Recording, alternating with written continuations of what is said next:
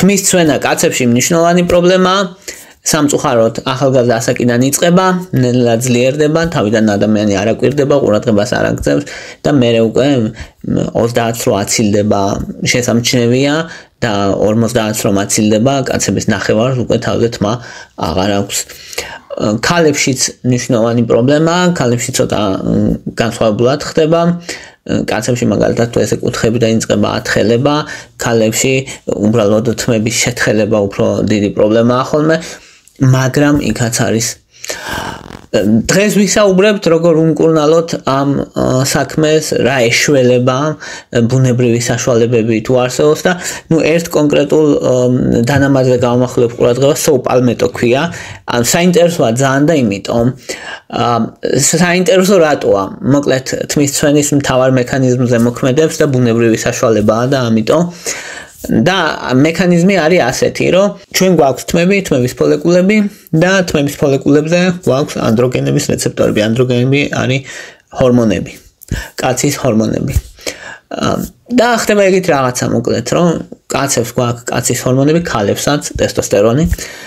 ქალებს უფრო ცოტა, კაცებს უფრო ბევრი.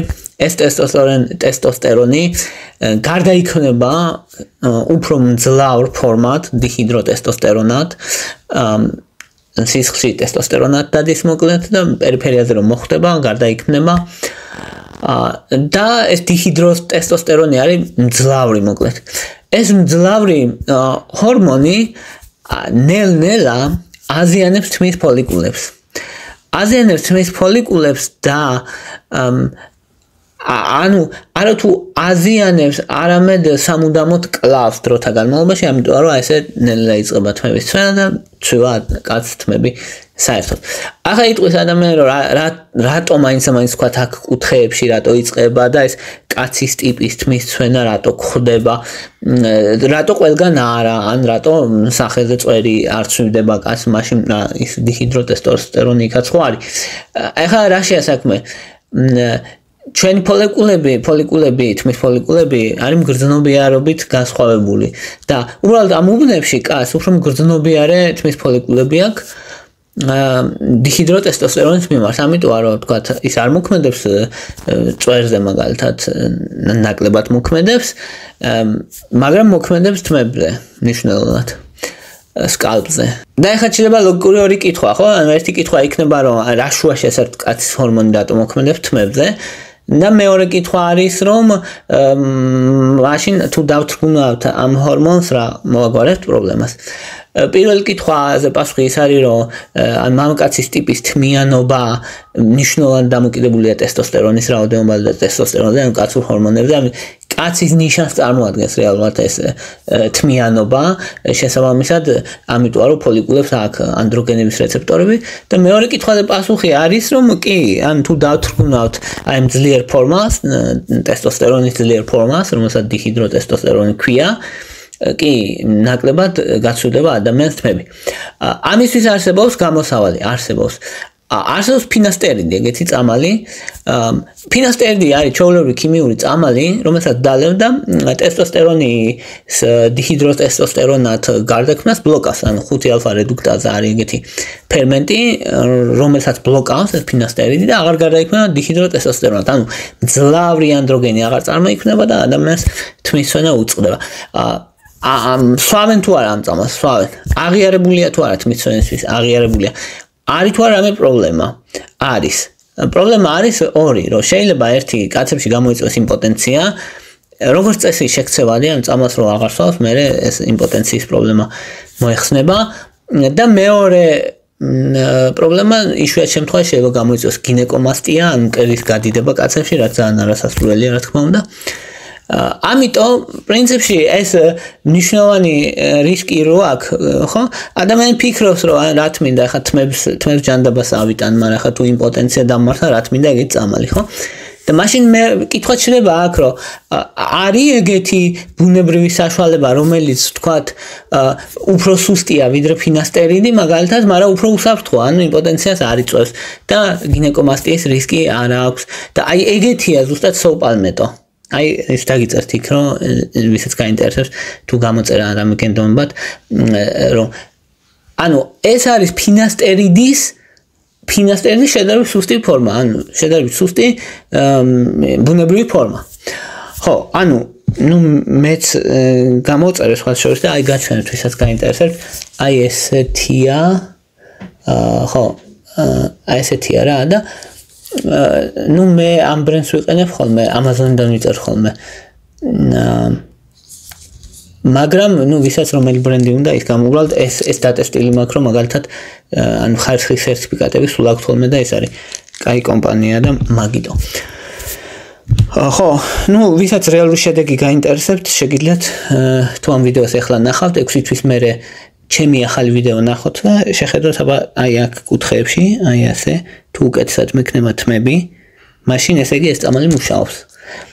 თუ არა, მაშინ ჩემზე არ იმუშავა. ზოგადად შეიძლება მაინც მუშაობდეს, იმიტომ რომ მე არ წარმოვადგენ მთლიან პოპულაციას. მე ვარ ერთი ადამიანი და კონკრეტული წამალი შეიძლება მუშაობდეს ჩემზე, მაგრამ არ მუშაობდეს სხვაზე და პირიქით შეიძლება სხვაზე იმუშაოს, მაშინ როცა ჩემზე არ იმუშავა. ესეც შესაძლებელია, იმიტომ რომ ხო, აი აქ მივიდივარ შემდეგ პრობლემამდე სოუპალმეტოსი, რომ მაშინ იტყვის ადამიანი რომ ყველაზე მუშაობს ეს წამალი, არა ყველაზე არ მუშაობს. პრობლემაც მაგაშია, იმიტომ სუბუქი, იმიტომ სუსტი, რომ ყველაზე არ მუშაობს.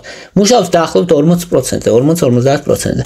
ანუ, როცა იღებ ადამიანი ამ სოუპალმეტოს, დაახლოებით 40%-იანი იმედი უნდა გქონდეს რა, რომ აი 6 თვის მერე თმები გამიხშირდება, თმის ზონა შემიმცირდება, თმის ზონა შემიჩერდება.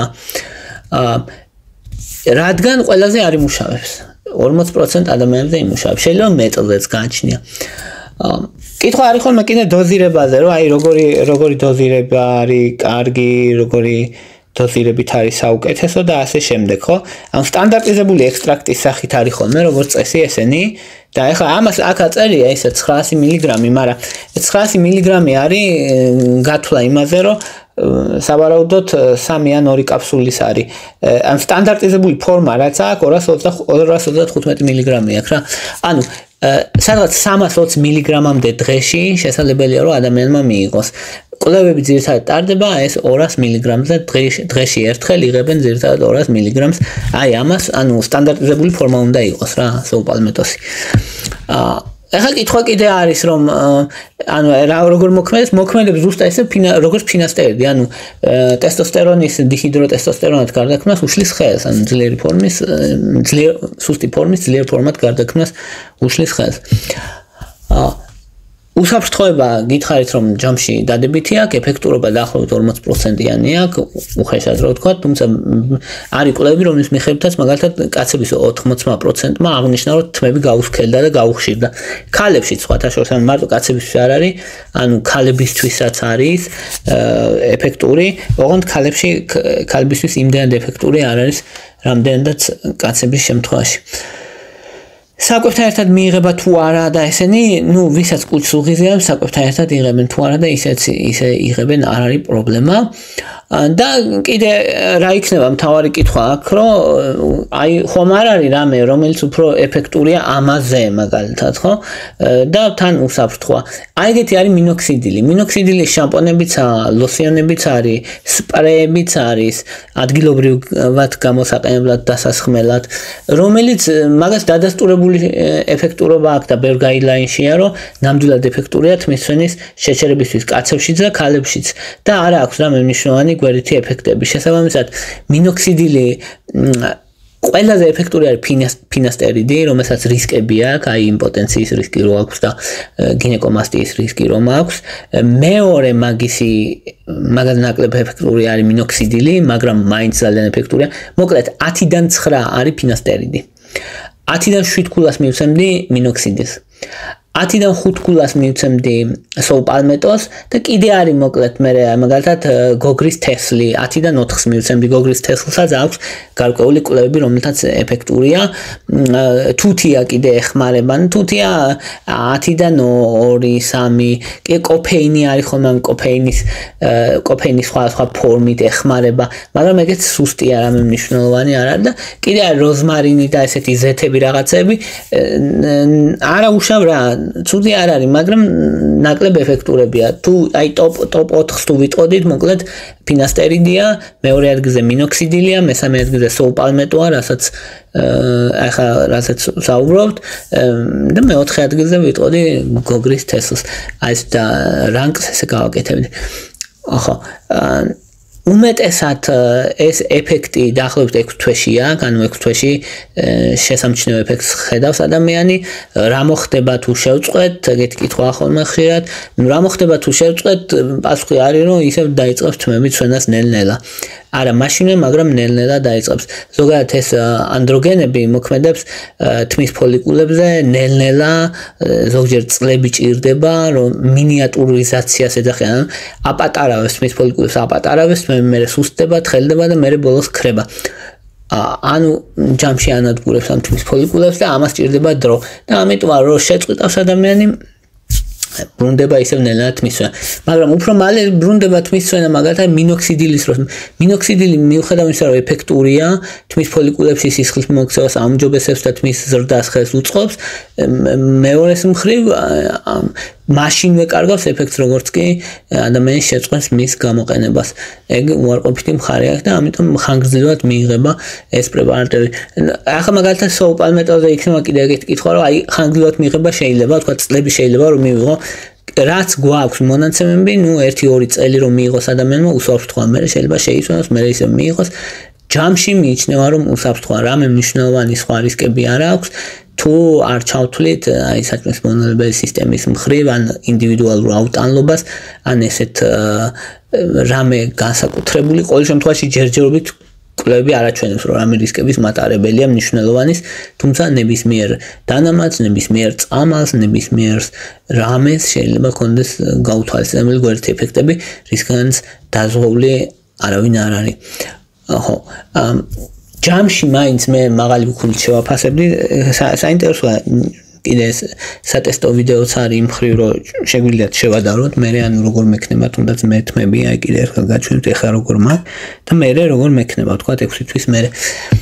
ხო, აი ეს იყო რის თქმაც მინდოდა დღეისთვის, მადლობა რომ მისმენდით, მადლობა რომ გაინტერესებთ, თუ მოგწონთ ჩემი ვიდეოები დალაიქეთ, თუ მოგწონთ ჩემი არხი გამოწერეთ, თქვენი მხარდაჭერა მნიშვნელოვანია, ან თქვენს ყურებას და ლაიქებას და კომენტარებას აქვს მნიშვნელობა YouTube-ის ალგორითმისთვის, არხის განვითარებას ხელს შეუწყობთ ამისთვის და მადლობა რომ ჩემთან ხართ.